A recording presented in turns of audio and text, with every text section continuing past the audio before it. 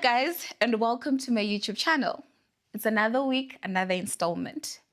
So, I don't know what social media platform you're on, but you probably have come across this meme. It's a person's big head, and right at the middle it says Ndoita say. And there are a lot of suggestions of business ideas that they could try, right? You've come across that one. And I was having conversations with my friends, and the very common line I kept hearing was, I want to start this business, but Zvawandirwa, right? And it got me thinking, is this not a scarcity mentality? You think that for something to succeed, you have to be the one pioneering it.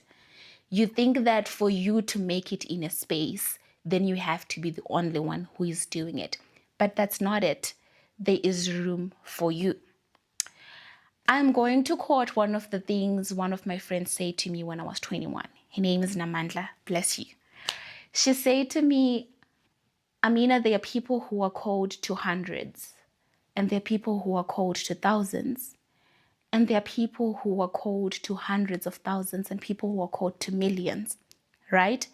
What matters is, are you being effective in the thing that you have been called to do?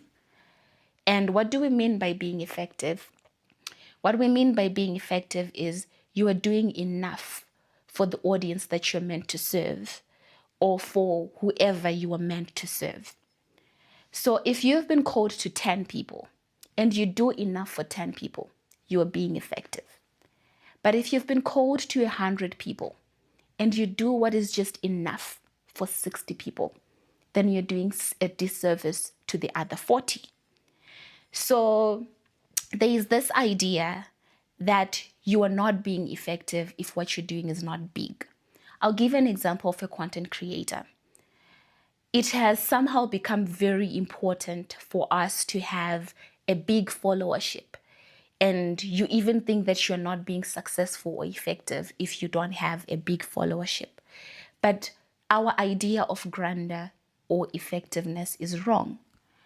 Because at the end of the day, if you are called to your 100 people and you're consistent and you show up in the area that you've been called to show up, it doesn't matter that there is somebody else who's doing enough for 1,000 people out there if you are doing enough for your 100 that you have been called to.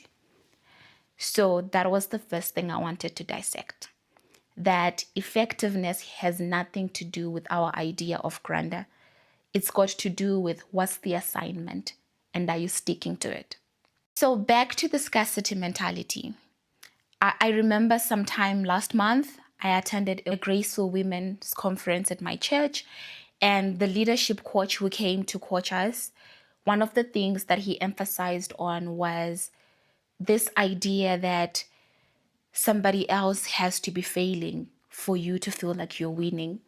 That's not a good thing, because sometimes we think that we cannot all win. There can only be one winner. And that's where scarcity begins.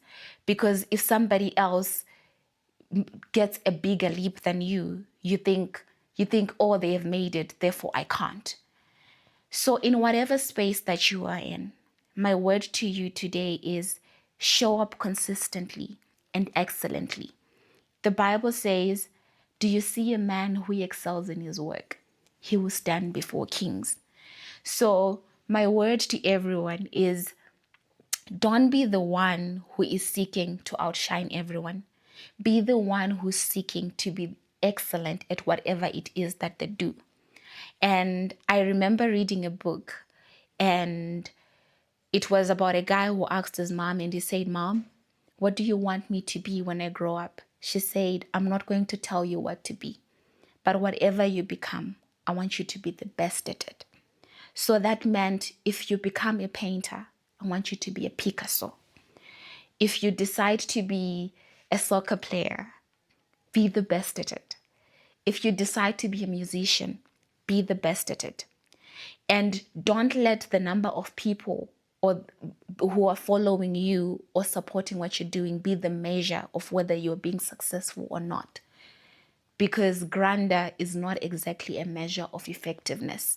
Like I said, some are called to tens, some to hundreds, some to thousands, and some to millions. Bye bye.